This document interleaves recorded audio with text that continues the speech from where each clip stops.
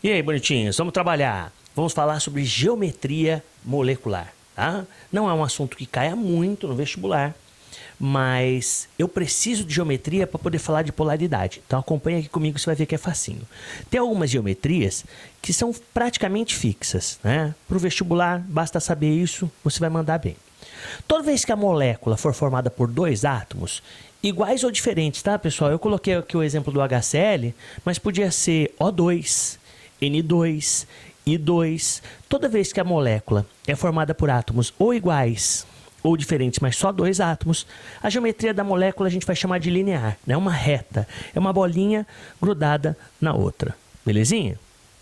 E toda vez que a molécula for formada por 5 átomos, um átomo central e 4 ligados a ele, a gente vai chamar essa geometria de tetraédrica. Aqui eu dei o exemplo do metano, né, CH4.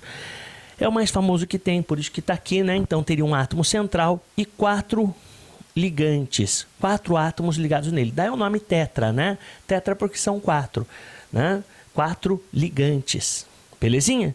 Então, dois átomos, moléculas formadas por dois átomos, que você vai falar?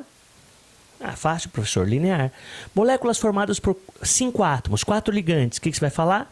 Tetraédrica. Então, esses não são os nossos problemas. Quais são os nossos problemas? Os nossos problemas são quando as moléculas são formadas ou por 3 ou por 4 átomos. Beleza?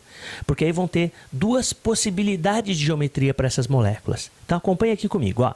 Moléculas formadas por 3 átomos. Elas podem ser lineares ou elas podem ser angulares. Como é que você vai fazer para diferenciar? Olha que facinho, pessoas. Quando a molécula é linear, quando todos os elétrons do átomo central estão fazendo ligações, que é o caso do CO2 aqui, ó, pessoas, ó. Preste atenção no carbono. Quantas bolinhas tem em volta do carbono? 4. Quem tem 4 elétrons na camada de valência, de acordo com a aula passada, quantas ligações ele tem que fazer? Mais 4. Então ele faz 1, 2, 3, 4. Todos os elétrons do carbono estão fazendo ligações químicas. Beleza? Então não sobra elétrons no átomo central. E toda vez que isso acontece, a geometria vai ser linear, vai ser uma reta. Vai formar um ângulozinho de 180 graus. Qual é a outra possibilidade? Então vem comigo, ó. Eu também tenho 3 átomos, mas sobra elétrons no átomo central sem fazer ligações. Caso da água, pessoal. Inclusive a água é o exemplo mais importante de molécula angular. Então vem comigo, ó. O oxigênio é um elemento diferente, coloquei ele no meio. Os hidrogênios estão ligados no oxigênio. Só que o que acontece? O sonho da água era ser linear, mas ela não consegue. Por que que ela não consegue, querido e amado professor? Porque estes elétrons que estão aqui, que estão sobrando, que não estão fazendo ligações químicas, acabam empurrando os elétrons do hidrogênio para baixo, distorcendo a geometria que ele gostaria de ter. Ele gostaria de ser linear, mas ele não consegue. E aí o que acontece? Esses ligantes vão para baixo formando um ângulo de 104,5 graus e o nome dessa geometria é angular. Deu para entender a diferença, pessoas? 3 átomos. Toda vez que tem 3 átomos, eu tenho que olhar o átomo central. Se todos os elétrons do átomo central estão fazendo ligações, linear. Se sobra elétrons no átomo central, angular. Beleza? Professor, vamos ver se eu entendi. Para sobrar elétron no átomo central, ele tem que ter mais do que 4. Exatamente. Né? Ele tem que ter mais do que 4. Não é verdade? Normalmente é elemento do grupo 6A ligado a 2 caras. Quem são os elementos do grupo 6A que costumam cair no vestibular? O oxigênio e o enxofre. Né? Então esses são os que mais costumam cair. Tudo bem até aí, pessoas? Podemos falar então agora quando tem 4 átomos? Então acompanhe comigo quando tem 4 átomos. E aí, pessoal, vamos lá? Então, quando tem 4 átomos, também vão ser 2 as possibilidades. Ó, ele pode ser ou plano ou piramidal. Qual a diferença? Bom, a mesma ideia, pessoal. Se todos os elétrons do átomo central estão fazendo ligações, se não sobra elétron para ter repulsão, a geometria é plana. Então, olha só o boro. O boro está fazendo 1, 2, 3 ligações, né? Não sobrou nenhum elétron livre nele. O que vai acontecer? Não vai ter repulsão. Então, o que acontece com esses ligantes? Eles vão procurar a maior distância entre eles possível. Imaginando que o átomo é uma bolinha, 360 graus, a maior distância entre eles vai ser 120. Beleza? Então, aí a gente chama a geometria de plana.